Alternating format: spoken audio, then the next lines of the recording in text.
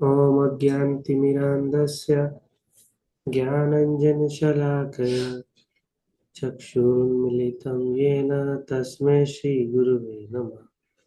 श्रीचैतन्यमनोभीष्टं स्थापितं येन भूतले स्वयं रूपकदा मह्यं ददाति स्वपदान्तिकं।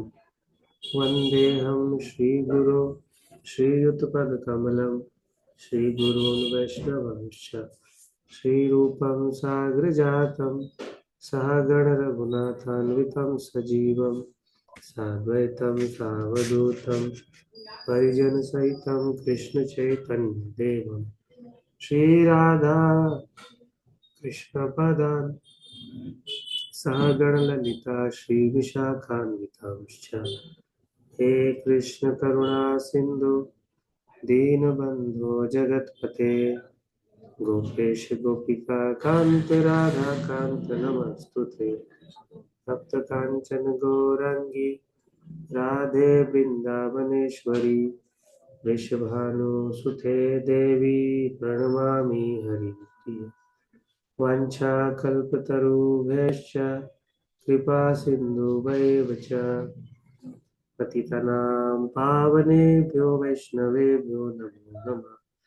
जय श्री कृष्ण चैतन्य प्रभु नित्यानंद श्री अद्वैत गदाधर श्रीवासादि गौर भक्तवृंद।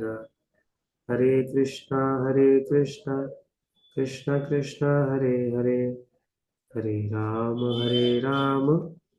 राम राम हरे हरे। मूकं करोति वाचालं पङ्गुहं लङ्घते गिरिं यत्कृपाहं तं वन्दे श्रीगुरुपरमानन्दमाधवं श्रीगुरुदीनतारिणं श्रीचैतन्य ईश्वरं। हरे कृष्ण। तो फिर अपने कमरे में आए जा लिया तो रोटी खावे गलते कब तेरे सर करते ड्यूटी पर है आरामदारी कर लेगा।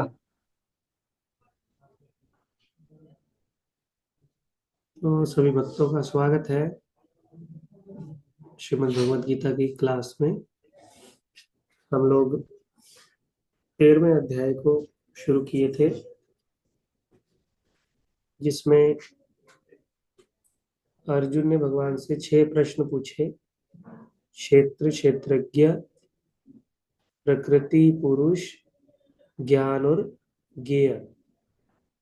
तो हमने 7 श्लोक पढ़े थे, जिसमें भगवान ने अर्जुन के पहले 2 प्रश्नों का उत्तर दिया। और वो कौन से प्रश्न थे? प्रश्न नंबर 3 और 4, क्षेत्र और क्षेत्रज्ञ। तो भगवान ने बोला इस शरीर को क्षेत्र कहा जाता है, और इस शरीर को जो जानने वाला होता है उसको कहा जाता है क्षेत्रज्ञ। यानी कि इस शरीर को क्षेत्र और शरीर को जानने वाला कौन है? आत्मा।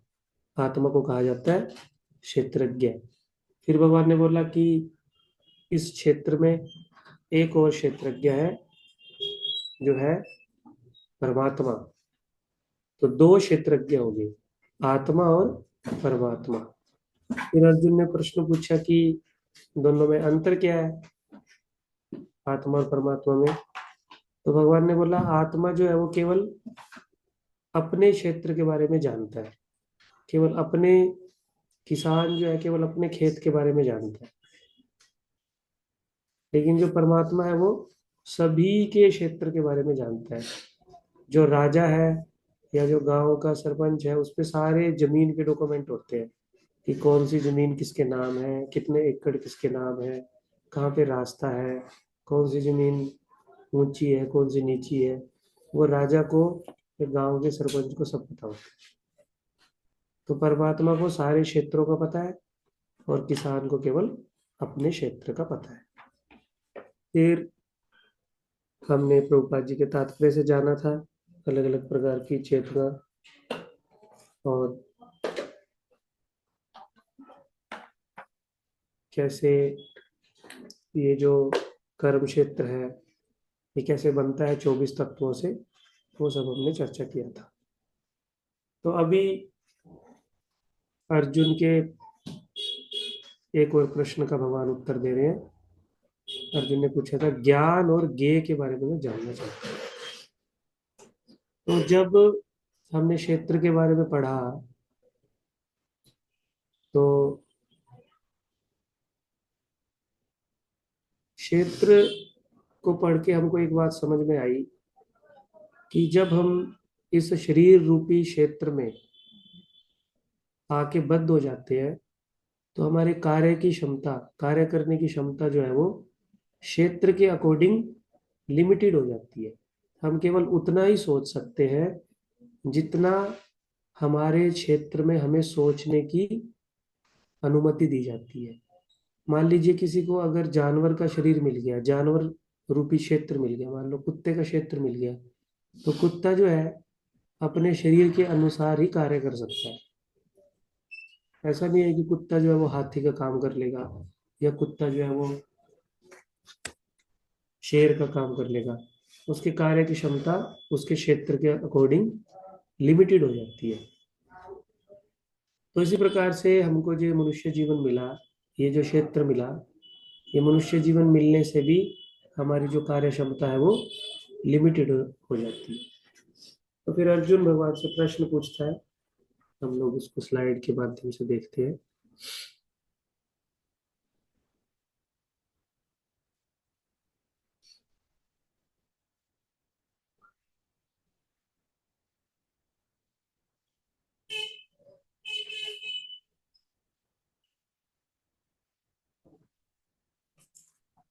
देखिए, आप लोगों को स्क्रीन दिखाई दे रहा है।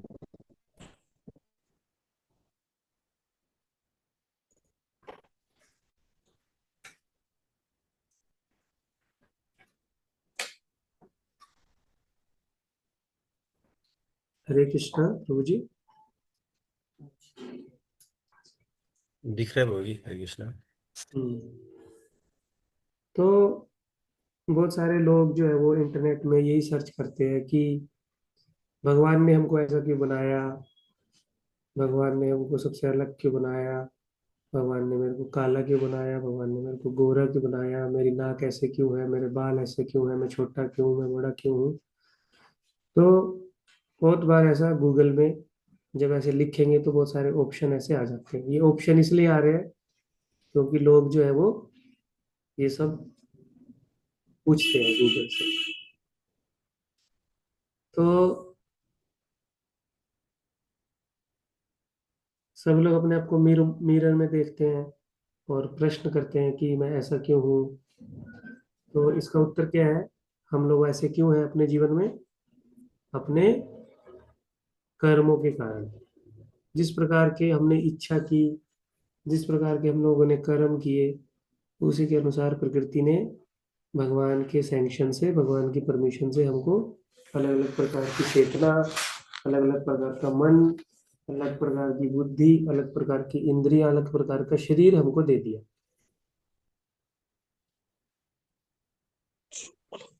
तो ये जो कर्म का सिद्धांत है, जब कोई इसको समझ जाता है तो वो फिर अपने जीवन में जो भी कुछ हो रहा है उसका जो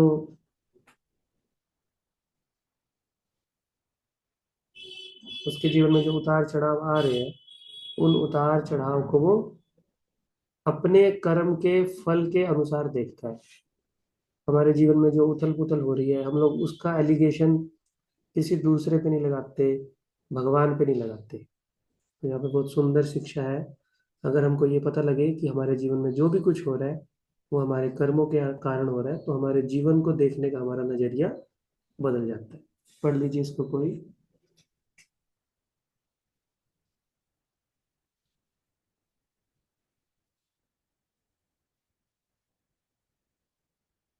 हरे कृष्णा। हम जैसे भी हैं, हमारा शरीर जैसा भी है, हमारे स्वयं के कर्मों के कारण ही है। जब व्यक्ति इस बात को समझ लेता है तो वह भगवान से शिकायत करना बंद कर देता है और उसका जीवन के प्रति नजरिया बदल जाता है। हरे कृष्णा। हम्म। तो ये जो कर्म का सिद्धांत है इसमें तो हम डिटेल में नहीं जा रहे, लेकिन एक उदाहरण से इसको समझ लेते हैं, जिससे आपको बहुत सारी बातें क्लियर हो जाएंगी। आपने देखा होगा कि किसी भी पार्क में या कभी कभी घर को डेकोरेशन किया, तो अलग अलग प्रकार के पौधे लगा के रखते हैं। तो मेरा प्रश्न ये है कि जितने भी उन्होंने पौधे लगाए, तो जो उन पौधों का बीज था, क्या वो सारे बीज एक जैसे थे? वैसे तो नीचे उत्तर लिखा हुआ है। सारे के सारे जो पौधे घरों में हम अलग अलग तरह के लगाते हैं या कोई बगीचे में लगाता है, तो वो जो पौधे होते हैं, क्या सारों का बीज एक ही होता है? हम्म। अलग नहीं, अलग पौधों का बीज एक जैसा होता है या बीज अलग अलग होता है? हरे अलग कृष्णा अलग हो प्रभु जाता है। जी। अलग अलग है। बहुत सिंपल प्रश्न है ये तो ना। और दूसरा प्रश्न ये है कि अलग अलग बीज जो है, उनको उगने में क्या सारे पौधों को एक जैसा टाइम लगता है? या कोई पौधा 10 दिन में उगता है, कोई 3 दिन में उगता है, या कोई बहुत सालों में बहुत बड़ा होता है, या कोई बहुत जल्दी बड़ा हो जाता है? ऐसा होता है या नहीं? अलग अलग टाइम में उगता है। अलग अलग पौधों की ग्रोथ करने की जो टाइमिंग है वो अलग अलग है ना। अब हम इस बगीचे के उदाहरण से एक बात को बहुत अच्छे से समझ सकते हैं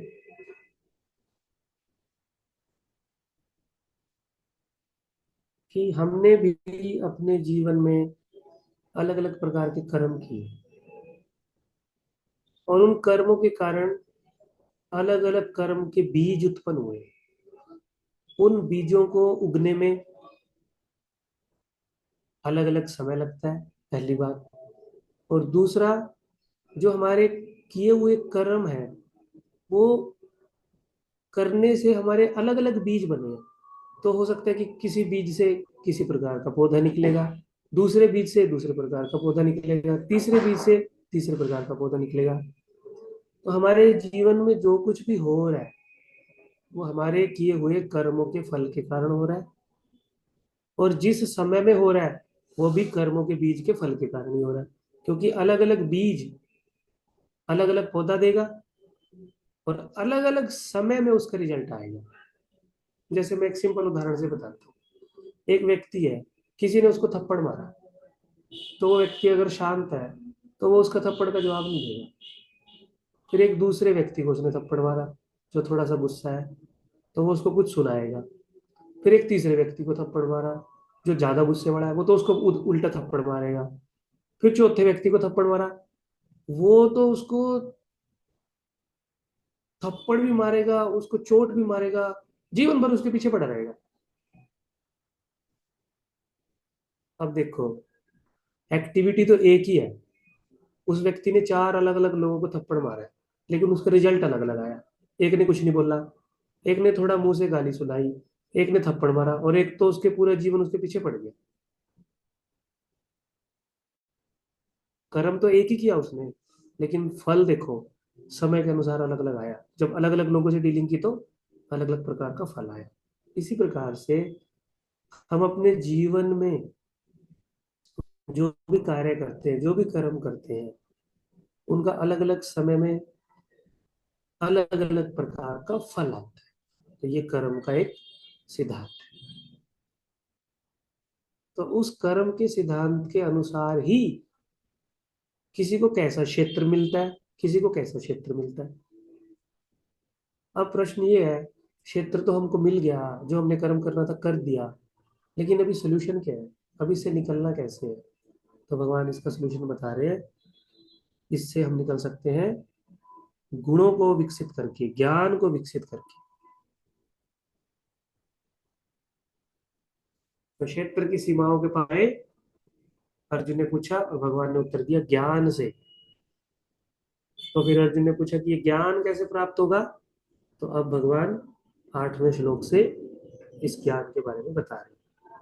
क्लियर है? जो हमने कल पढ़ा था उसके साथ 8वें श्लोक का क्या कनेक्शन आपको समझ में आया?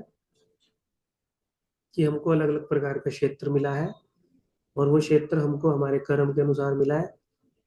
अलग अलग क्षेत्र मिलने से हमारी कंडीशन जो है वो हमारे क्षेत्र के अनुसार ही होगी है। हमारी मन बुद्धि, हमारी सोचने की शक्ति जैसी है हम लोग वैसे ही काम करते हैं। तो अर्जुन पूछ रहा है कि ये जो सीमा है हमारे सोचने की, हमारे कार्य करने की, इससे बाहर कैसे निकला जाए। तो भगवान बोल रहे हैं ज्ञान से, और वो केवल हम मनुष्य जीवन में कर सकते हैं। तो वो ज्ञान कैसे प्राप्त किया जा सकता है, और वो ज्ञान होता क्या है, 8वें श्लोक से भगवान बता रहे हैं। तो हम लोग भगवत गीता से पढ़ते हैं श्लोक संख्या 8 से। अमानित्वम अदम्भित्वम अहिंसा शांतिरार्जवम् आचार्य उपासनम शौचम स्थैर्यम आत्मविनिग्रह इंद्रियार्थेषु वैराग्यम अनअहंकार एव च जन्म मृत्यु जरा व्याधि दुख दोषानुदर्शनम् आसक्ति अनभिष्वज्ञः पुत्रदारिद्र्य आदिषु नित्यं च समचित्तम् इष्ट अनिष्ट उपपत्तिषु मयि च अनन्ययोगेन भक्ति वैभिचारिणी विविक्तदेशसेवित्वं हरति जनसंसदि अध्यात्मज्ञाननित्यत्वं तत्त्वज्ञानार्थदर्शनम् एतज्ज्ञानम् इति प्रोक्तम् अज्ञानं यदतो अन्यथा। अनुवाद में इसका पढ़ता हूँ। विनम्रता, दंभहीनता, अहिंसा, सहिष्णुता, सरलता, प्रमाणिक गुरु के पास जाना, पवित्रता, स्थिरता, आत्मसंयम, इंद्रिय तृप्ति के विषयों का परित्याग, अहंकार का अभाव, जन्म मृत्यु, वृद्धावस्था तथा रोग के दोषों की अनुभूति, वैराग्य, संतान, स्त्री, घर तथा अन्य वस्तुओं की ममता से मुक्ति, अच्छी तथा बुरी घटनाओं के प्रति संभाव, मेरे प्रति निरंतर अनन्य भक्ति, एकांत स्थान में रहने की इच्छा, जन समूह से विलगाव, आत्म साक्षात्कार की महत्ता को स्वीकारना तथा परम सत्य की दार्शनिक खोज, इन सब को मैं ज्ञान घोषित करता हूँ, और इनके अतिरिक्त जो भी है वह सब अज्ञान है। पढ़िए तात्पर्य सुना।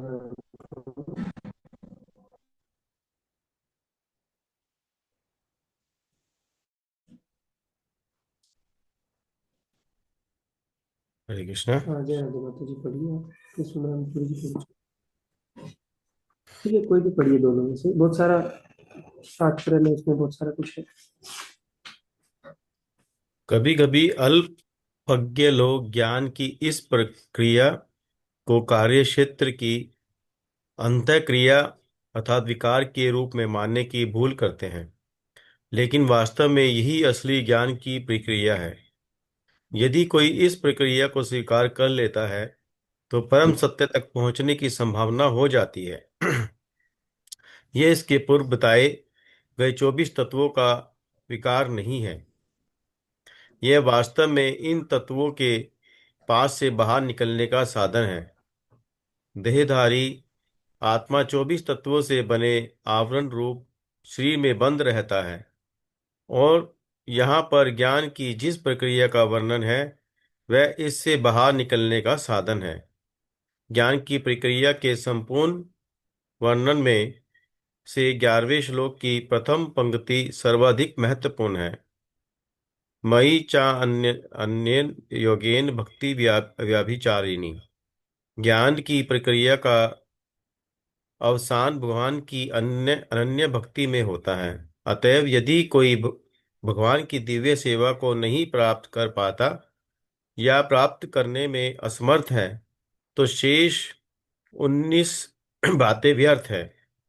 लेकिन यदि कोई पूर्ण कृष्ण भावना से भक्ति ग्रहण करता है तो अन्य 19 बातें उसके अंदर स्वयं विकसित हो जाती हैं। जैसा कि श्रीमद् भागवत में कहा गया है, यस्यास्ति भक्ति भक्तिर् भगवत अकिंचना सर्वे गुणा गुणैः सत्य सुरा। जिसने भक्ति की अवस्था प्राप्त कर ली है, उसमें ज्ञान के सारे गुण विकसित हो जाते हैं। जैसा कि 8वें श्लोक में उल्लेख हुआ है, गुरु ग्रहण करने का सिद्धांत अनिवार्य है। यहाँ तक कि जो भक्ति स्वीकार करते हैं उनके लिए भी यह आवश्यक है। आध्यात्मिक जीवन का शुभ आरंभ तभी होता है जब प्रामाणिक गुरु ग्रहण किया जाए। भगवान श्री कृष्ण यहाँ पर स्पष्ट करते हैं कि ज्ञान की यह प्रक्रिया ही वास्तविक मार्ग है। इससे परे जो भी विचार किया जाता है वह व्यर्थ है। यहाँ पर ज्ञान की जो रूपरेखा प्रस्तुत की गई है उसका निम्नलिखित प्रकार से विश्लेषण किया जा सकता है। विनम्रता, अमानित्व का अर्थ है कि मनुष्य को अन्यों द्वारा सम्मान पाने की के लिए इच्छुक नहीं रहना चाहिए। हम देहात्म बुद्धि के कारण अन्यों से सम्मान पाने के भूखे रहते हैं, लेकिन पूर्ण ज्ञान से युक्त व्यक्ति की दृष्टि में जो यह जानता है कि वह शरीर नहीं है, इस शरीर से संबंध कोई भी वस्तु, सम्मान या अपमान व्यर्थ होता है।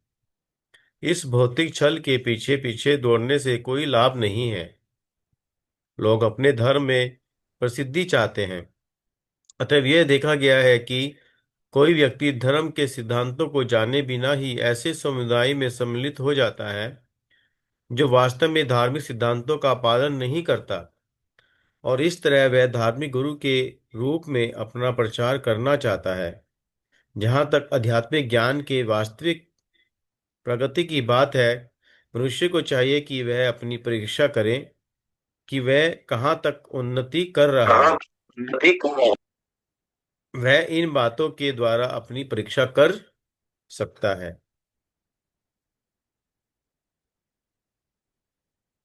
अहिंसा का हरे सामान्य कृष्ण प्रभु हरे जी। तो यहाँ पे 20 गुण जो है भगवान बता रहे हैं कि इस क्षेत्रज्ञ का जो लिमिटेशन है उससे बाहर आने के लिए। और सबसे पहला गुण जो है भगवान बता रहे हैं विनम्रता। तो अगर इन 20 गुणों में से कोई एक व्यक्ति किसी एक गुण को भी विकसित कर लेता है तो बाकी सारे गुण उसमें अपने आप से प्रकट होने लग जाते हैं। ये जो 20 गुण है इनकी ये खासियत है। मान लीजिए कि किसी ने विनम्रता का गुण जो है वो विकसित कर लिया, तो जब वो विनम्र होगा ना तो उसको समझ में आएगा कि इस संसार में मैं तो भोगता नहीं हूँ, मैं तो दास हूँ। तो फिर उसको समझ में आएगा कि अगर मैं भोगता नहीं हूँ, मैं दास हूँ, तो भोक्ता कौन है। तो फिर वो रिसर्च करेगा इसके बारे में, उसको समझ में आएगा कि परम भोक्ता तो भगवान है। तो केवल एक विनम्रता का गुण विकसित करने से उसको अपनी स्थिति भी समझ में आएगी, उसको संसार की स्थिति भी समझ में आएगी, उसको भगवान की स्थिति भी समझ में आएगी।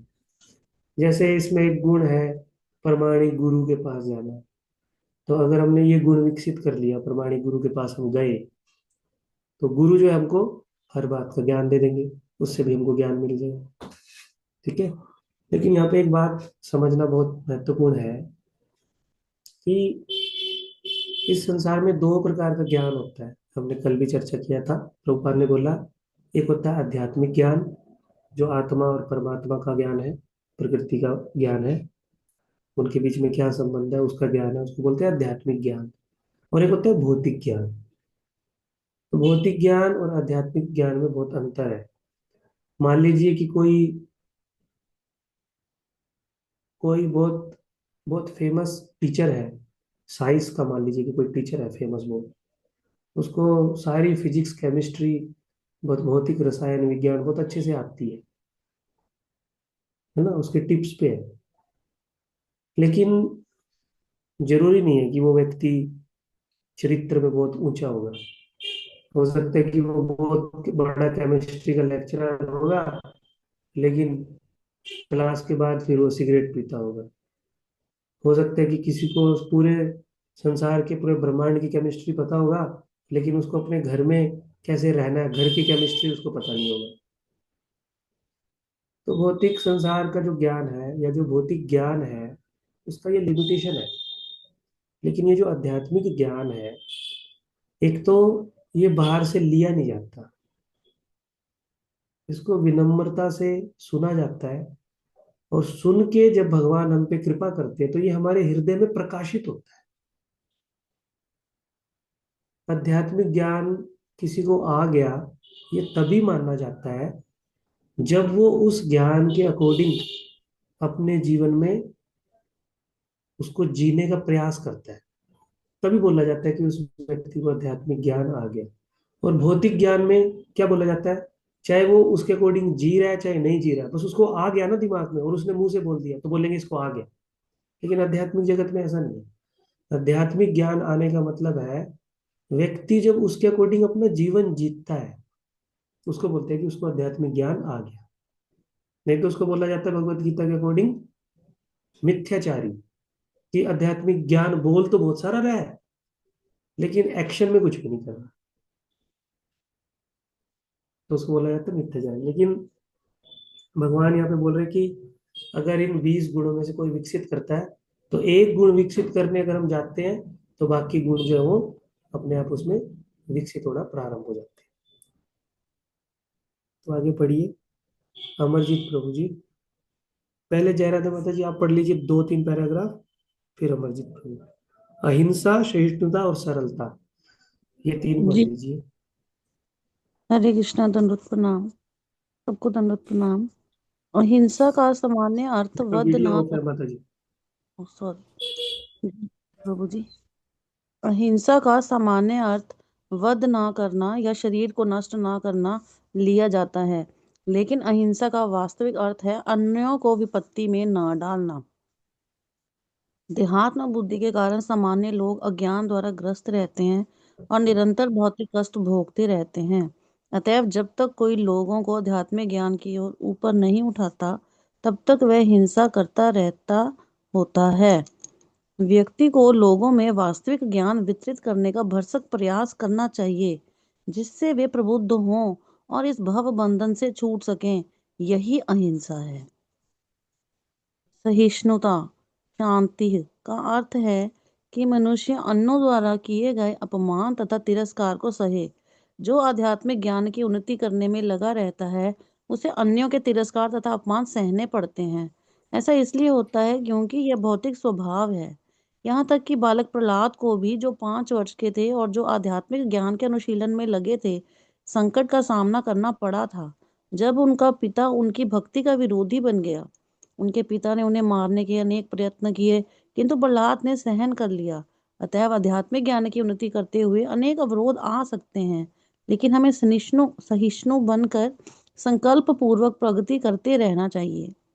सरलता, अनुभवम का अर्थ है कि बिना किसी कूटनीति के मनुष्य इतना सरल हो कि अपने शत्रु तक से वास्तविक सत्य का उद्घाटन कर सके।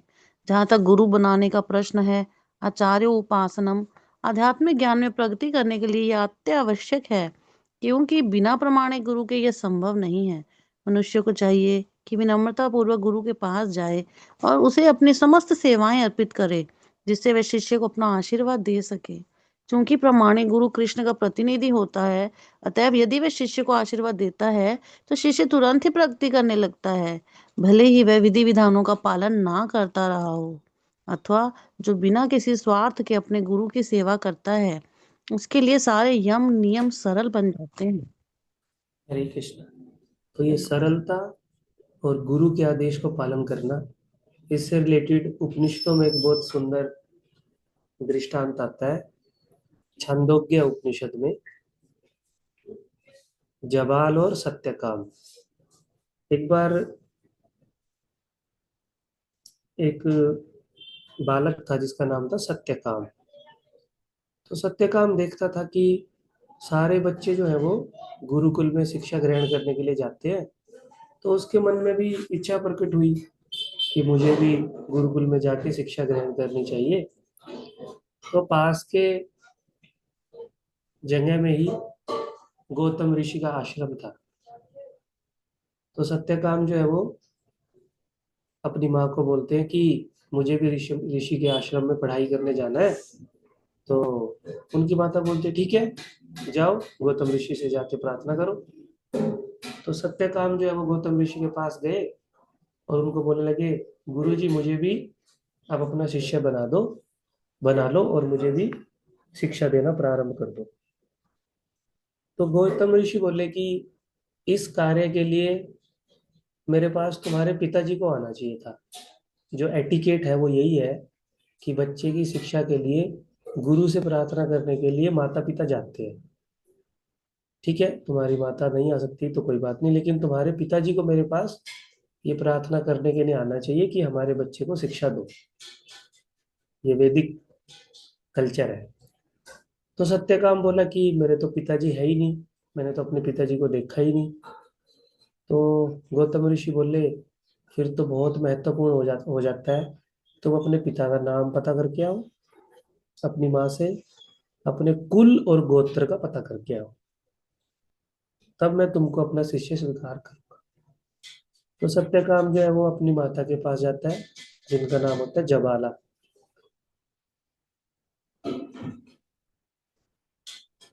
तो जबाला से सत्यकाम, जो उनकी माँ होती है, उनसे पूछता है कि माता जी मेरे को बताओ मेरे पिताजी का क्या नाम है, क्या गोत्र है और क्या कुल है। क्योंकि गौतम ऋषि बोले कि जब तक वो अपने नाम, गोत्र और कुल नहीं बताएंगे पिताजी का, तो तब तक वो उनको शिष्य के रूप में स्वीकार नहीं करेंगे।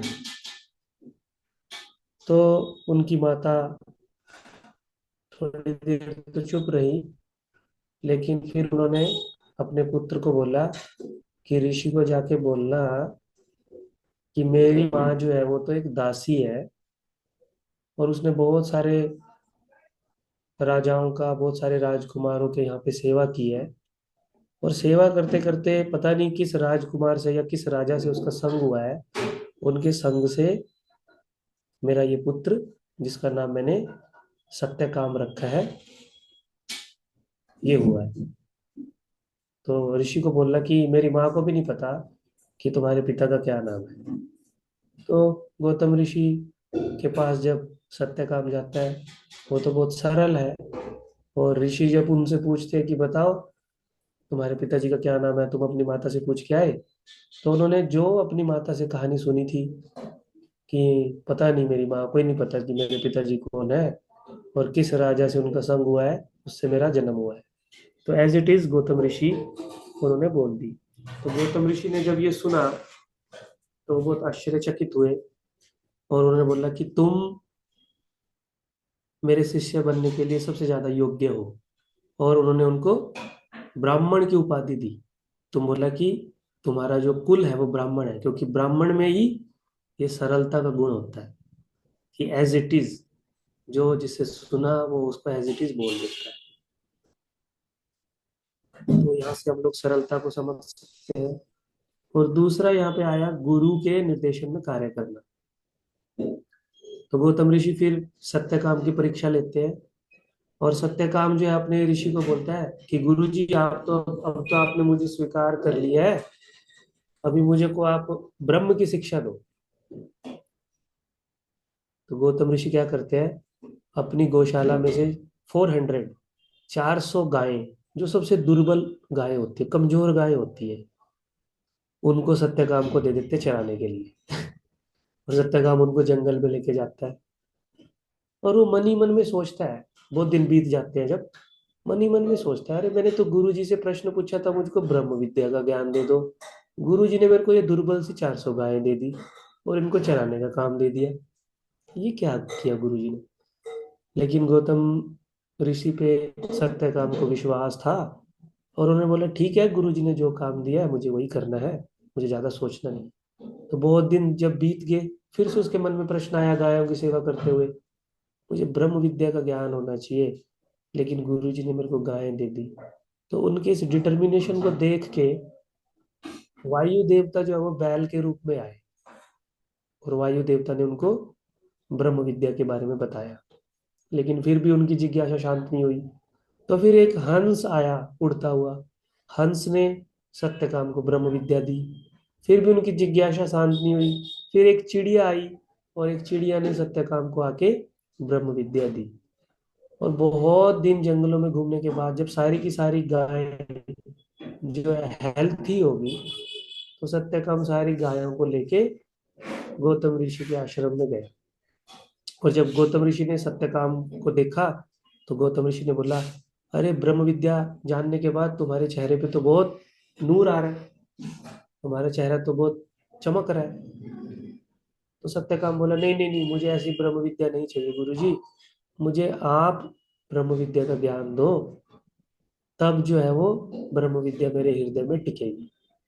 तो फिर गौतम ऋषि ने उनको बोला कि ये जो लोगों ने तुमको, बैल ने, चिड़िया ने, हंस ने तुमको जो ज्ञान दिया है, ये सब मेरे आशीर्वाद से ही तुमको दिया गया है, क्योंकि तुमने मेरी आज्ञा का पालन किया और गाय को चराने तुम ले गए, और उसी में ब्रह्म विद्या का ज्ञान छिपा था। मैं तो तुम्हारी परीक्षा ले रहा था और तुम परीक्षा में पास हुए। तो फिर जाके सत्यकाम जो है वो बाद में बहुत बड़े ऋषि बने और बहुत सारे जो लोग हैं उनसे ज्ञान लिया और बहुत अपने आध्यात्मिक जीवन में उन्नति की।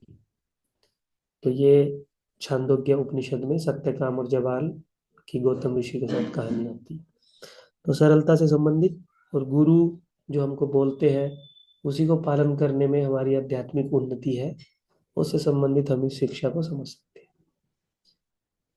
हरे कृष्णा। अमरजीत प्रभु, नेक्स्ट आप रीड कीजिए। हरे कृष्ण प्रभु जी, दंडवत प्रणाम सभी भक्तों को। आध्यात्मिक जीवन में प्रभु जी प्रगति वीडियो करने के वीडियो ऑन लिए करके कीजिए, फिर सब लोग ध्यान से सुन सकते हैं। आध्यात्मिक जीवन में प्रगति करने के लिए पवित्रता सोचम अनिवार्य है। पवित्रता दो प्रकार की होती है, आंतरिक तथा बाह्य। बाह्य पवित्रता का अर्थ है स्नान करना, लेकिन आंतरिक पवित्रता के लिए निरंतर कृष्ण का चिंतन तथा हरे कृष्ण मंत्र का कीर्तन करना होता है। इस विधि से मन में से पूर्व कर्म की संचित धूलि हट जाती है। दृढ़ता स्थैर्यम का अर्थ है कि आध्यात्मिक जीवन में उन्नति करने के लिए मनुष्य दृढ़ संकल्प हो। ऐसे संकल्प के लिए मनुष्य ठोस प्रगति नहीं कर सकता। आत्म संयम का आत्म विनिग्रह का अर्थ है कि आध्यात्मिक उन्नति के पथ पर जो भी बाधक हो उसे स्वीकार न करना। मनुष्य को इसका अभ्यस्त बनकर ऐसी किसी भी वस्तु को त्याग देना चाहिए जो आध्यात्मिक उन्नति के पथ के प्रतिकूल हो। यह असली वैराग्य है। इंद्रियां इतनी प्रबल हैं कि वे सदैव इंद्रिय तृप्ति के लिए उत्सुक रहती हैं। अनावश्यक मांगों की पूर्ति नहीं करनी चाहिए। इंद्रियों की उतनी ही तृप्ति की जानी चाहिए जिससे आध्यात्मिक जीवन में आगे बढ़ने में अपने कर्तव्य की पूर्ति होती हो। सबसे महत्वपूर्ण किंतु वश में न आने वाली इंद्रिय जीभ है। यदि जीभ पर संयम कर लिया गया तो समझो अन्य सारी इंद्रियां वशीभूत हो गई। जीभ का कार्य है स्वाद ग्रहण करना तथा उच्चारण करना। अतएव नियमित रूप से जीव को कृष्णार्पित भोग के उच्चिष्ट का स्वाद लेने में तथा हरे कृष्ण का कीर्तन करने में प्रयुक्त करना चाहिए। जहाँ तक नेत्रों का संबंध है, उन्हें कृष्ण के सुंदर रूप के अतिरिक्त अन्य कुछ नहीं देखने देना चाहिए। इससे नेत्र वश में होंगे। इस प्रकार कानों को कृष्ण के विषय में श्रवण करने में लगाना चाहिए और नाक को कृष्णार्पित फूलों को सूंघने में लगाना चाहिए। यह भक्ति की विधि है। और यहाँ यह समझना होगा कि भगवद गीता केवल भक्ति के विज्ञान का प्रतिपादन करती है। भक्ति ही प्रमुख एवं एकमात्र लक्ष्य है। भगवद गीता के बुद्धिहीन भाष्यकार पाठक के ध्यान को अन्य विषयों की ओर मोड़ना चाहते हैं, लेकिन भगवद गीता में भक्ति के अतिरिक्त अन्य कोई भी विषय नहीं है। मिथ्या अहंकार का अर्थ है इस शरीर को आत्मा मानना। जब कोई यह जान जाता है कि वह शरीर नहीं है पितु आत्मा है, तो वह वास्तविक अहंकार को प्राप्त होता है। अहंकार तो रहता ही है, मिथ्या अहंकार की भर्त्सना की जाती है। वास्तविक अहंकार की नहीं। वैदिक साहित्य में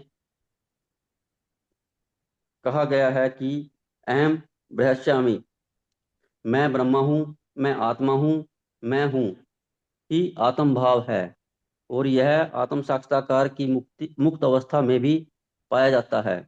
मैं हूँ का भाव ही अहंकार है। लेकिन जब मैं हूँ का भाव को मिथ्या शरीर के लिए प्रयुक्त किया जाता है तो वह मिथ्या अहंकार होता है। जब इस आत्म भाव स्वरूप को वास्तविकता के लिए प्रयुक्त किया जाता है तो वह वास्तविक अहंकार होता है। ऐसा कुछ दार्शनिक हैं जो यह कहते हैं कि हमें अपना अहंकार त्यागना चाहिए, लेकिन हम अपने अहंकार को त्यागें कैसे, क्योंकि अहंकार का अर्थ है स्वरूप। लेकिन हमें मिथ्या देहात्म बुद्धि का त्याग करना ही होगा। हरे कृष्ण। जन्म मृत्यु जर हरे कृष्ण। तो यहाँ पे मिथ्या अहंकार के बारे में जो बताया गया, इससे रिलेटेड भी हमारे आचार्य राजा भरतहरि की एक सुंदर कथा सुनाते हैं कि एक बार एक राजा थे उज्जैन के, जो कि विक्रमादित्य के बड़े भाई थे। तो उन्होंने अपने जीवन में 100 करके 3 बार श्लोक लिखे, जिसको बोलते हैं सतकम। सबसे पहले उन्होंने लिखा नीति सतकम, कि अपने राज्य को कैसे विकास करना है, कैसे दूसरे राज्य के ऊपर अधिकार जमाना है। इससे रिलेटेड उन्होंने 100 श्लोक लिखे, उसको बोलते हैं नीति शतकम। तो फिर उनको एक सुंदर कन्या से आकर्षण हो गया, जिसका नाम था पिंगला। और पिंगला के सौंदर्य में, पिंगला के प्रेम में उन्होंने 100 श्लोक लिखे। उसको बोलते हैं सौंदर्य शतकम या श्रृंगार शतकम। लेकिन पिंगला ने उनके साथ उनके जीवन में धोखा किया, तो इससे उनको जीवन में वैराग्य आ गया। उस कहानी में मैं नहीं जा रहा कि कैसे पिंगला ने उनके साथ धोखा किया। तो जब उनको अपने जीवन में वैराग्य आया, तो वो गुस्से से, क्रोध से सारा अपना राज्य छोड़ के, अपना पूरा राज्य अपने भाई विक्रमादित्य को दे दिया और जंगल में चले गए। लेकिन जंगल में जाने के बाद भी उन्होंने जो अपने संसार को छोड़ा था, उसका त्याग जो था वो पूरा नहीं था। तो कैसे उस त्याग में कमी थी। और वो भगवान शिव के बहुत बड़े उपासक थे। उन्होंने भगवान शिव की बहुत आराधना की, भगवान शिव की बहुत पूजा की। तो एक बार राजा भरतहरि एक नदी के किनारे पे पहुंचे, और नदी के किनारे पे उन्होंने देखा कि एक पेड़ लगा हुआ है, और पेड़ के नीचे छाव में एक साधु जो है वो विश्राम कर रहे हैं। तो राजा भरतहरि को गर्मी के कारण नदी में स्नान करने का मन हुआ। तो उन्होंने अपनी उत्तरी, जो उत्तरी डालते हैं ना भक्त लोग, तो अपनी उत्तरी को पेड़ की एक डाली पे टांग दिया। और पेड़ की डाली पे टांग के जब वो स्नान करके वापस आए, तो तब तक वो साधु जो पेड़ के नीचे सोए हुए थे, वो उठ गए। और उनको क्या पता कि ये राजा भरतरी है, क्योंकि राजा भरतरी तो अभी सामान्य वेशभूषा में है, राजा की वेशभूषा में नहीं है। तो वो साधु उनको बोलने लगे कि तुमने इस पेड़ पे कैसे अपनी उत्तरी को टांग दिया? इस पेड़ पे तो मेरा अधिकार है, मैं तो बहुत वर्षों से यहाँ पे रहता हूँ। तुमको मेरे से पूछना चाहिए था, अगर पेड़ पे कुछ वस्त्र तुमने रखा है तो राजा बोलने लगे, पेड़ पे तुम्हारा अधिकार कैसे होगा? पेड़ तो सबका है। जैसे ये पेड़ और प्रकृति और ये नदियां सबकी हैं, तो पेड़ भी प्रकृति का एक हिस्सा है। पेड़ पे मैंने अगर इसको रख दिया तो तुमसे मैं क्यों पूछूं? पेड़ पे तो मेरा भी उतना ही अधिकार है जितना तुम्हारा अधिकार है। तो दोनों के बीच में, राजा और जो साधु वहां पे रहते थे, दोनों के बीच में बहुत ज्यादा आर्गुमेंट हो गया, बहुत ज्यादा बहस होगी। तो उस बहस को सुन के पास में एक बूढ़ी सी औरत बैठी हुई थी, वो उनके पास आ गई और उनको बोलती है, अरे तुम दोनों के दोनों साधु की तरह घूमते हो हैं, और पेड़ की एक डाली के लिए आपस में झगड़ा करते हो। सुनो, मैं तुमको एक बात बताती हूँ। हमारे राज्य के एक राजा थे जिनका नाम है भरथरी। उन्होंने एक सेकंड में अपने पूरे राज्य को छोड़ दिया, राजमहल को छोड़ दिया, राज खजाने को छोड़ दिया, राजा का जो सुख था वो भी छोड़ दिया। और तुम इस पेड़ की डाली के लिए झगड़ा कर रहे हो। कुछ सीखो हमारे राजा से, कैसे वो राजा थे। और वास्तव में तो भरतरी ही थे जो उस डाली के लिए लड़ रहे थे साधु से। तो राजा भरतरी को सुन के बहुत फील हुआ। अरे, ये तो मेरा ही उदाहरण दे रही है मेरे को वैराग्य सिखाने के लिए, और मैं राज्य छोड़ने के बाद क्या कर रहा हूँ, छोटी छोटी बात के लिए झगड़ा कर रहा हूँ। तो राजा भरतरी को बहुत फील हुई बात। तो उन्होंने फिर साधु को प्रणाम किया और साधु से क्षमा मांगी। और जब उन्होंने साधु से क्षमा मांगी तो साधु को भी फील हुआ, अरे मैं तो साधु बना हुआ घूमता हूँ, लेकिन पेड़ पे अपना अधिकार रखता हूँ। तो उन्होंने भी उस पेड़ को त्याग दिया। तो हम लोग इस इंसिडेंट से देख सकते हैं कि जो असली वैराग्य है ना, वो संसार को छोड़ने में नहीं है कि हम संसार में ये भी छोड़ देते हैं वो भी छोड़ देते हैं, उससे वैराग्य नहीं होता। वैराग्य का मतलब होता है संसार के प्रति अपनी आसक्ति को छोड़ना। चीजों को छोड़ने में वैराग्य नहीं है। अब कोई बोलता है ना कि हम लोग घर छोड़ देंगे, हम ब्रह्मचारी बन जाते हैं तो हमारे अंदर वैराग्य आ जाएगा, नहीं।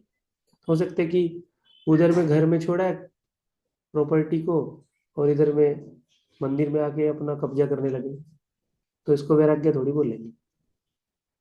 वैराग्य का मतलब है चीजों के प्रति आसक्ति को छोड़ना। चीजों को छोड़ो ना छोड़ो उसमें कोई फर्क नहीं पड़ता। तो इससे हम समझ सकते हैं कि एक गृहस्थ भी घर में रह के वैरागी बन सकता है। घर में रह रहा है, घर की रिस्पॉन्सिबिलिटी सारी निभा रहा है, लेकिन घर के प्रति उनको मोह नहीं है, घर के प्रति उनको फालतू की अटैचमेंट नहीं है, तो उसको वैरागी बोलेंगे। और एक भक्त जिसने अपना घर छोड़ दिया, ब्रह्मचारी रह के घूमता है, वो पैसे से आसक्त है, पावर से आसक्त है, या किसी और चीज से आसक्त है, तो वो वैरागी नहीं है। और अगर कोई घर में रह के चीजों से आसक्त नहीं है तो वो बड़ा वैरागी है।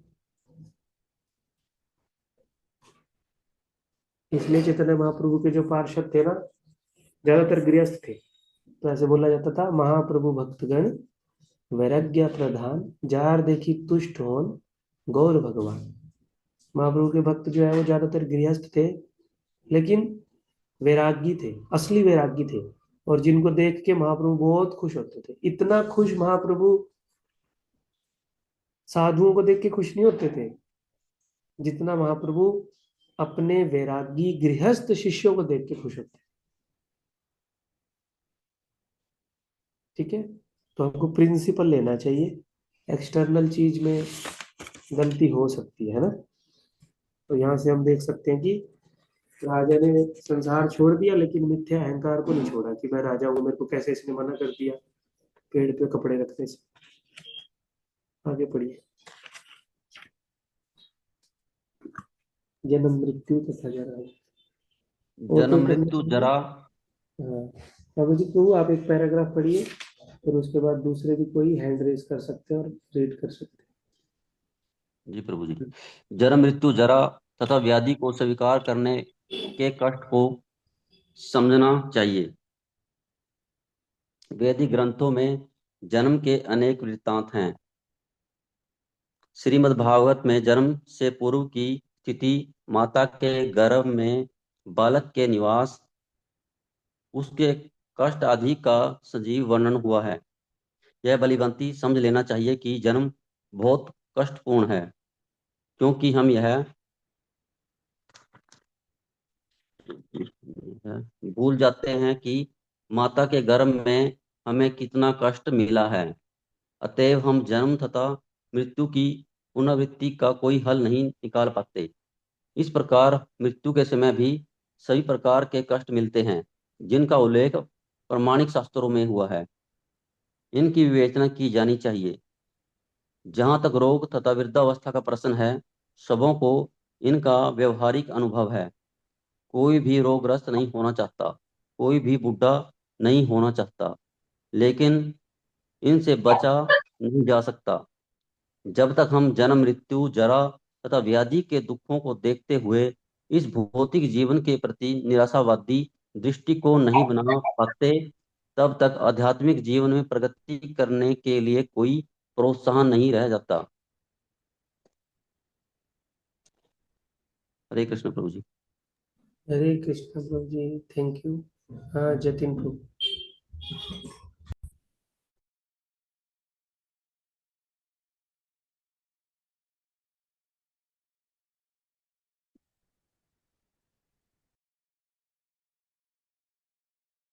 जतिन प्रभु शायद डिस्कनेक्ट हो गए। रामचंद्र उपाध्याय जी आप पढ़िए, वीडियो ऑन करके पढ़िए प्रभु जी।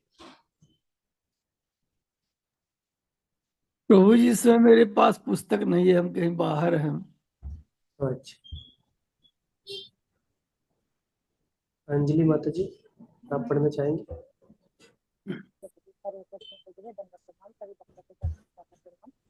जहाँ तक संतान, पत्नी तथा घर से विरक्ति की बात है, इसका अर्थ यह नहीं कि उनके लिए कोई भावना ही ना हो। ये सब स्नेह की प्राकृतिक वस्तुएं हैं। आपकी लेकिन आवाज बहुत जब कम ये आ रही है माता जी, आप ईयरफोन देखिए थोड़ा सा। सच बोल प्रभु जी, अभी आ रही है आवाज? हाँ जी। हरे कृष्णा। जहाँ तक संतान, पत्नी तथा घर से विरक्ति की बात है, इसका अर्थ यह नहीं कि इनके लिए कोई भावना ही ना हो। ये सब स्नेह की प्राकृतिक वस्तुएं हैं। लेकिन जब ये आध्यात्मिक उन्नति में अनुकूल ना हो, तो इनके प्रति आसक्त नहीं होना चाहिए। घर को सुखमयी बनाने की सर्वोत्तम विधि कृष्ण भावनामृत है। यदि कोई कृष्ण भावनामृत से पूर्ण रहे, तो वह अपने घर को अत्यंत सुखमयी बना सकता है। क्योंकि कृष्ण भावनामृत की विधि अत्यंत सरल है। इसमें केवल हरे कृष्ण कृष्ण कृष्ण हरे हरे, हरे राम राम राम हरे हरे का कीर्तन करना होता है। कृष्ण अर्पित भोग का उच्चिष्ट ग्रहण करना होता है। श्रीमद् भगवत गीता तथा श्रीमद् भागवतम जैसे ग्रंथों पर विचार विमर्श करना होता है और श्री अर्चा विग्रह की पूजा करनी होती है। इन चारों बातों से मनुष्य सुखी होगा। मनुष्य को चाहिए कि अपने परिवार के सदस्यों को ऐसी शिक्षा दे। परिवार के सदस्य प्रतिदिन प्रातः तथा सायकाल बैठकर साथ साथ हरे कृष्ण महामंत्र का कीर्तन करें। यदि वो इन चारों सिद्धांतों का पालन करते हुए अपने पारिवारिक जीवन को कृष्ण भावना अमृत विकसित करने में ढाल सके, तो पारिवारिक जीवन को त्याग कर विरक्त जीवन बिताने की आवश्यकता नहीं होगी। लेकिन यदि वह आध्यात्मिक प्रगति के लिए अनुकूल न रहे, तो पारिवारिक जीवन का परित्याग कर देना चाहिए। मनुष्य को चाहिए कि श्री कृष्ण के साक्षात करने या उनकी सेवा करने के लिए सर्वस्व न्यौछावर कर दे, जिस प्रकार से अर्जुन ने किया था। अर्जुन अपने परिजनों को मारना नहीं चाह रहा था, किंतु जब वह समझ गया कि ये परिजन कृष्ण साक्षात्कार में बाधक हो रहे हैं, तो उसने श्री कृष्ण के आदेश को स्वीकार किया। वह उनसे लड़ा और उसने उनको मार डाला। इन सभी विषयों में मनुष्य को पारिवारिक जीवन के सुख दुख से विरक्त रहना चाहिए, क्योंकि इस संसार में कोई कभी भी ना तो पूर्ण सुखी रह सकता है और ना ही दुखी। हरे कृष्ण।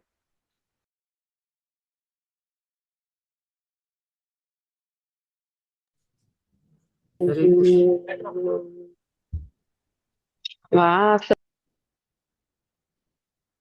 राजेश प्रभु आप पढ़ेंगे?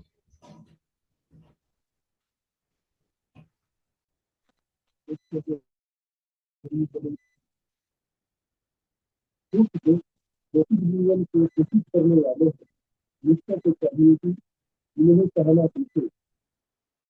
आपका आवाज कम है प्रभु जी, थोड़ा देखिए ना, आवाज ठीक से नहीं आ रही है।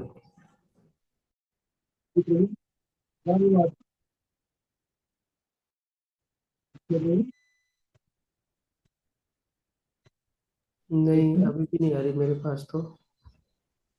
मैं पढ़ूं प्रभु जी? हाँ पढ़िए। सुख दुख भौतिक जीवन को दूषित करने वाले हैं। मनुष्य को चाहिए कि इन्हें सहना सीखे, जैसा कि भगवत गीता में उपदेश दिया गया है। कोई कभी भी सुख दुख के आने जाने पर प्रतिबंध नहीं लगा सकता। अतः मनुष्य को चाहिए कि भौतिकवादी जीवन शैली से अपने को विलग कर ले और दोनों ही दशाओं में संभाव बनाए रहे। सामान्यतया जब हमें इच्छित वस्तु मिल जाती है तो हम अत्यंत प्रसन्न होते हैं, और जब अनिच्छित घटना घटती है तो हम दुखी होते हैं। लेकिन यदि हम वास्तविक आध्यात्मिक स्थिति को प्राप्त हों तो ये बातें हमें विचलित नहीं कर पाएंगी। इस स्थिति तक पहुंचने के लिए हमें अटूट भक्ति का अभ्यास करना होता है। विपथ हुए बिना कृष्ण भक्ति का अर्थ होता है भक्ति की नव विधियों, कीर्तन, श्रवण, पूजन आदि में प्रवृत्त होना, जैसा 9वें अध्याय के अंतिम श्लोक में वर्णन हुआ है। इस विधि का अनुसरण करना चाहिए। यह स्वाभाविक है कि आध्यात्मिक जीवन शैली का अभ्यस्त हो जाने पर मनुष्य भौतिकतावादी लोगों से मिलना नहीं चाहेगा। इससे उसे हानि पहुंच सकती है। मनुष्य को चाहिए कि वह यह परीक्षा करके देख ले कि वह अवांछित संगति के बिना एकांतवास करने में कहाँ तक सक्षम है। यह स्वाभाविक ही है कि भक्त में व्यर्थ के खेल कूद या सिनेमा जाने या किसी सामाजिक उत्सव में सम्मिलित होने की कोई रुचि नहीं होती, क्योंकि वह यह जानता है कि यह समय को व्यर्थ गंवाना है। कुछ शोध छात्र तथा दार्शनिक ऐसे हैं जो काम वासनापूर्ण जीवन या अन्य विषय का अध्ययन करते हैं, लेकिन भगवत गीता के अनुसार ऐसा शोध कार्य और दार्शनिक चिंतन निरर्थक है। यह एक प्रकार से व्यर्थ होता है। भगवत गीता के अनुसार मनुष्य को चाहिए कि अपने दार्शनिक विवेक से वह आत्मा की प्रकृति के विषय में शोध करे। उसे चाहिए कि वह अपने आत्मा को समझने के लिए शोध करे। यहाँ पर इसी की संस्तुति की गई है।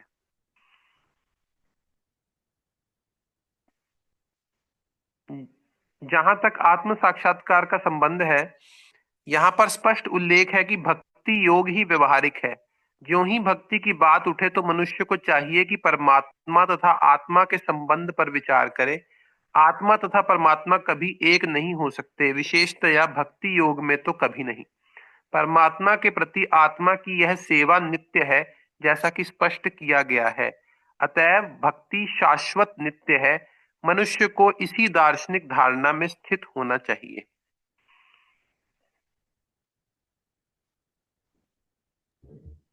और कोई भक्त पढ़ना चाहेंगे? एक एक एक छोटा सा पैराग्राफ और बचा है।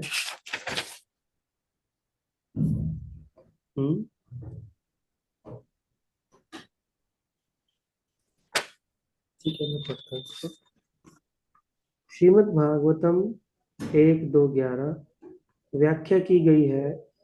वदंती तत् विदस्तत्वम यज्ञानम अध्ययम।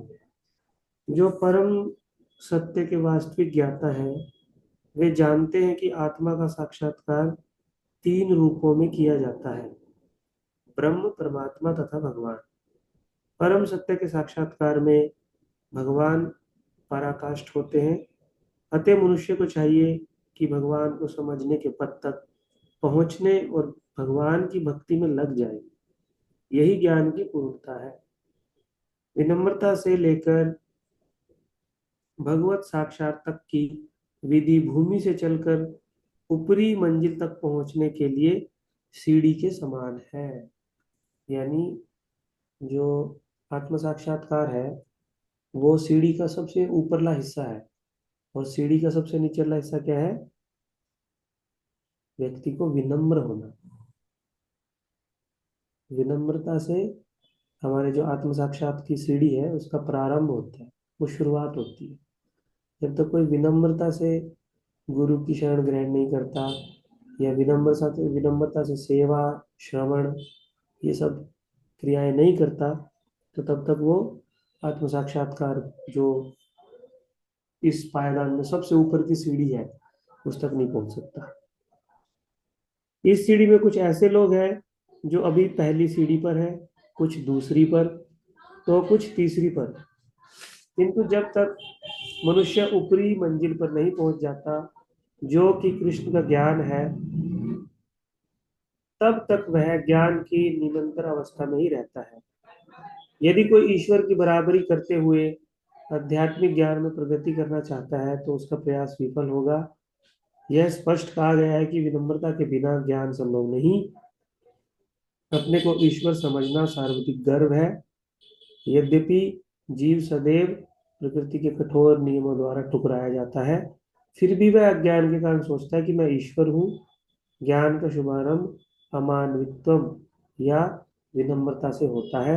मनुष्य को विनम्र होना चाहिए। परमेश्वर के प्रति विद्रोह के कारण ही मनुष्य प्रकृति के अधीन हो जाता है।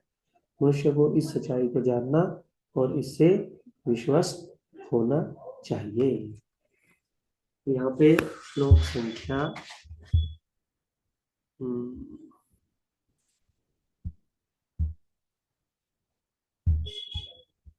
तो अर्जुन ने भगवान से प्रश्न पूछा था कि ये जो क्षेत्र है इसकी सीमा को कैसे पार करना है। भगवान ने उत्तर दिया था ज्ञान से। तो फिर अर्जुन ने पूछा कि ये ज्ञान कैसे प्राप्त किया जाता है। तो फिर भगवान ने श्लोक बोला ये 8 से 12। तो श्लोक संख्या 8 जो है उसमें 9 गुणों का वर्णन किया गया। विनम्रता, दंभहीनता, अहिंसा, सहिष्णुता, सरलता 5, प्रमाणिक गुरु के पास जाना 6, पवित्रता 7, स्थिरता 8 और आत्मसंयम 9।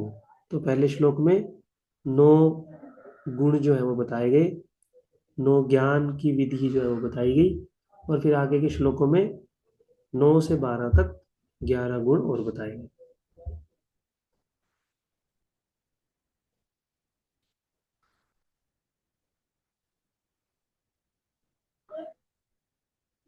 तो आध्यात्मिक ज्ञान जागृत करने के लिए इन 20 माध्यमों या गुणों को विधिवत स्वीकार करना होता है। और स्वीकार करने की प्रोसेस कहाँ से शुरू होती है? अदम्भित्वम,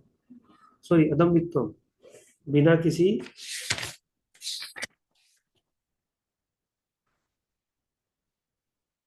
विरोध के, विनम्रता से। तो ये मैंने चर्चा कर ही लिया था प्रश्न की आध्यात्मिक ज्ञान और भौतिक ज्ञान प्राप्त करने की विधि एक नहीं है। आध्यात्मिक ज्ञान को हमको बहुत विनम्रता से स्वीकार करना पड़ता है, और सुनने के बाद फिर भक्ति की प्रैक्टिस करनी पड़ती है, जिससे वो आध्यात्मिक ज्ञान हमारे हृदय में प्रकाशित होता है। उसके अनुसार हम फिर अपने जीवन यापन को जब जीतते हैं तो तभी माना जाता है कि उसको आध्यात्मिक ज्ञान हो गया है। नहीं तो केवल हमने इधर से भी ये सुन लिया, उधर से वो सुन लिया, और हम लोग बहुत बड़े क्लास देने वाले बन गए, या हमको बहुत अच्छे से बोलना आ गया भक्ति जीवन में, लेकिन हम उसको अपने जीवन में नहीं उतार पा रहे, तो भगवत गीता के अनुसार उसको बोला जाता है मिथ्याचारी। लेकिन जब दिव्य ज्ञान हृदय में प्रकाशित होता है तो बोला जाता है उसको आत्म साक्षात्कार हो गया। तो हमने 3 चीजें अब तक चर्चा कर ली हैं। 3 प्रश्नों के उत्तर भगवान ने दे दिए। कौन कौन से? क्षेत्र, क्षेत्रज्ञ और ज्ञान। हाँ, बाकी 3 कौन से प्रश्न बचे हैं? कोई दूसरे उत्तर देंगे?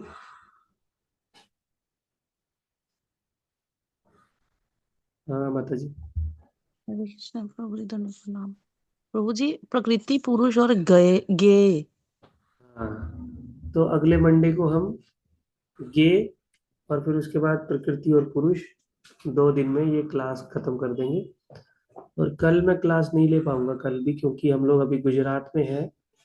तो कल बोल रहे हैं कि यहाँ पे कच्छ में एक जगह है, वाइट रण बोलते हैं उसको, वाइट रण, कि समंदर का पानी एक जगह में आ जाता है और उसकी वजह से पूरी जमीन जो है वो वाइट हो जाती है, और नमक हो जाता है पूरी जमीन पे। तो उसको बोला जाता है वाइट रण। तो वाइट रण हम लोग यहाँ से दूर है थोड़ा सा, 1-2 घंटे का रास्ता है। तो एकादशी भी है कल, तो वहां से निकलेंगे तो आते आते लेट भी हो सकते हैं। तो इसलिए कल मैं क्लास नहीं ले पाऊंगा। मंडे को ही अब हम इस क्लास को कंटिन्यू करेंगे। 3 जो हमारे प्रश्न बचे हैं, ज्ञेय, प्रकृति और पुरुष। प्रकृति और पुरुष यानी हमारा जो है वो प्रकृति से कैसे बंधन शुरू हुआ, कहाँ से बंधन शुरू हुआ, उसको चर्चा करेंगे। और ज्ञेय का अर्थ होता है कि जिसको जानना है। ज्ञान मतलब क्या जानना है, ज्ञेय मतलब जिसको जानना है। मैं इसका उदाहरण आपको बोलता हूँ, अगली क्लास में उसको एक्सप्लेन करूंगा। जैसे मान लीजिए किसी को कुकिंग करने का नॉलेज है, कुकिंग की नॉलेज है उसको, तो उसको बोलते हैं ज्ञान। और ज्ञेय क्या होता है? कुकिंग के माध्यम से चीजों के स्वाद को जानना, तो उसको बोलते हैं ज्ञेय। मतलब जानना क्या है, जिसको कुकिंग की नॉलेज है उसको जानना क्या है कि खाना कैसा बना है, उसका टेस्ट कैसा है, उसको बोलते हैं ज्ञेय। और तीसरा है उद्देश्य, ज्ञान का उद्देश्य। और जानना किस लिए है? क्योंकि वो भगवान को ऑफरिंग होगा, उसके बाद वो भक्तों में बटेगा। उद्देश्य क्या है कि प्रसाद जो है वो बहुत अच्छा बनना चाहिए, प्रसाद खा के सबको अच्छा लगना चाहिए। इसलिए जिसको कुकिंग की नॉलेज है, जिसको ज्ञान है कुकिंग कैसी हुई है, उसको वो पता लगा लेता है, उसको बोलते हैं ज्ञेय। और उसका उद्देश्य क्या है पता लगाने का? ताकि मंदिर में प्रसाद अच्छे से बने और अच्छे से बटे और सबको बहुत अच्छा लगे, सब लोग फिर से हरे कृष्णा में फिर से जुड़ने के लिए आए। तो उसको बोलते हैं ज्ञान, ज्ञेय और ज्ञान का उद्देश्य। ठीक है। तो ज्ञेय क्या होगा कि किसके बारे में जानना है, ये जो ज्ञान हमने लिया इतना सारा, इससे हमको किसके बारे में जानना है, वो होगा ज्ञेय। तो ज्ञेय भी दो प्रकार के होते हैं, हमें आत्मा के बारे में जानना है और परमात्मा के बारे में जानना है। फिर आत्मा के ऊपर एक श्लोक है, परमात्मा के ऊपर बहुत सारे श्लोक है। फिर उसके बाद प्रकृति और पुरुष, ये वाला टॉपिक शुरू होगा। ठीक है, मैंने थोड़ा सा ओवरव्यू दिया, नेक्स्ट क्लास में इसको पूरा एक्सप्लेन करेंगे पीपीटी के साथ। आज की क्लास में से किसी का कुछ प्रश्न है तो पूछ सकते हैं। जो हमने 20 जो है वो ज्ञान या गुणों को विकसित करने के माध्यम बताए, अमानित्वम से शुरू होके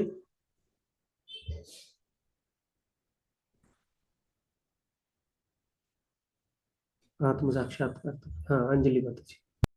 हरे कृष्ण प्रभु। दंडवत प्रणाम। 13.9 श्लोकों से है कि जन्म मृत्यु जरा व्याधि पर चिंतन किस प्रकार से ज्ञान कहलाया जाता है प्रभु जी?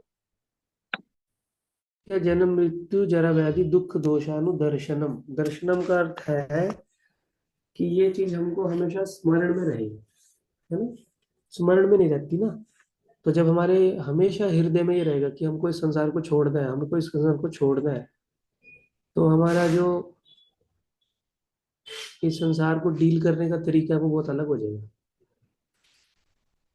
हम लोग भूल जाते हैं। इसको बोलते हैं हमारे आचार्य शमशान वैराग्य, है ना। जब हम लोग शमशान में किसी को ले जाते हैं जलाने के लिए या देखते हैं जाते हुए, तो हमको याद आता है, बहुत डीपली हमको याद आता है, अरे देखो ये जल रहा है, ये मर गया है और हमको भी एक दिन मरना पड़ेगा। बहुत गहरा वैराग्य आ जाता है। सारे रिलेटिव जो आए हुए होते हैं आधे घंटे के लिए, आधे दिन के लिए, लेकिन फिर से 2 दिन बाद उसी घर में डीजे चलने लगता है, फिर से 1 साल के बाद उसी घर में सब लोग ड्रिंक करने लगते हैं।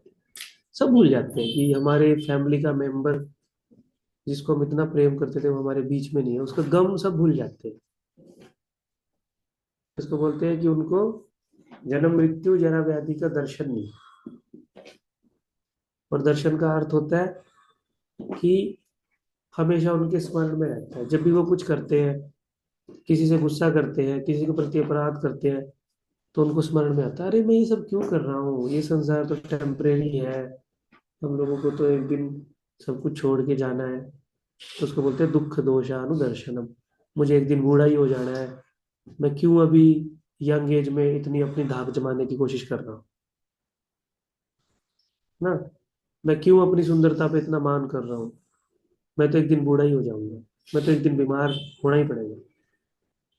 तो जो व्यक्ति ऐसे माइंड सेट रखता है तो उसको बोलते हैं दुख दोषानुदर्शनम।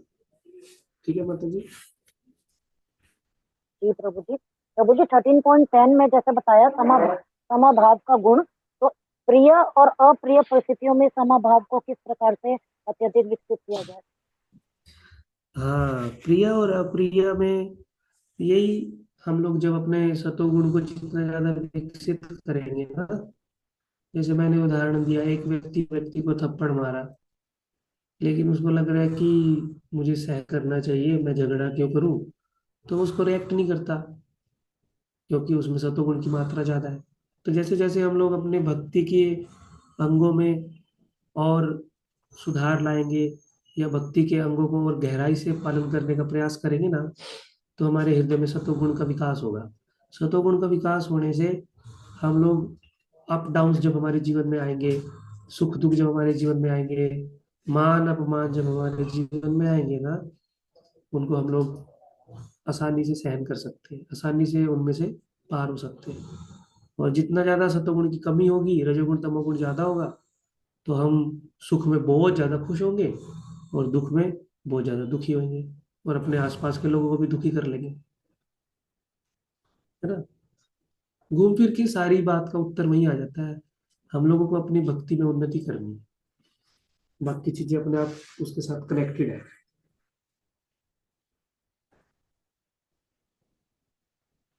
जी प्रभु। तो मुझे कर्म के बारे में जिस प्रकार से बताया, तो इसके अंदर जो कर्म होता है, जैसे स्टार्टिंग में बताया था भगवान ने मुझे इस प्रकार से क्यों बनाया, तो उससे रिलेटेड जैसे अब प्रारब्ध, अप्रारब्ध, कूट, बीज, तो ये इससे रिलेटेड होता है, तो इसकी क्या क्या अवस्थाएं होती है? बहुत बड़ा टॉपिक है ना। मूड, बीज, प्रारब्ध, अप्रारब्ध, कर्म का, वो हम जब कर्म के जो चैप्टर आएंगे ना, शुरू के 6 चैप्टर, उसमें डिटेल से चर्चा करेंगे। जी जी प्रभु, थैंक यू। यहाँ पे सब लोगों को उसमें कंफ्यूजन होगा, क्योंकि उसके पहले बेसिक से बताना पड़ेगा सारी चीज को। जी प्रभु जी, थैंक यू प्रभु। हरे कृष्ण माता जी, थैंक यू। और कोई किसी का कुछ प्रश्न है?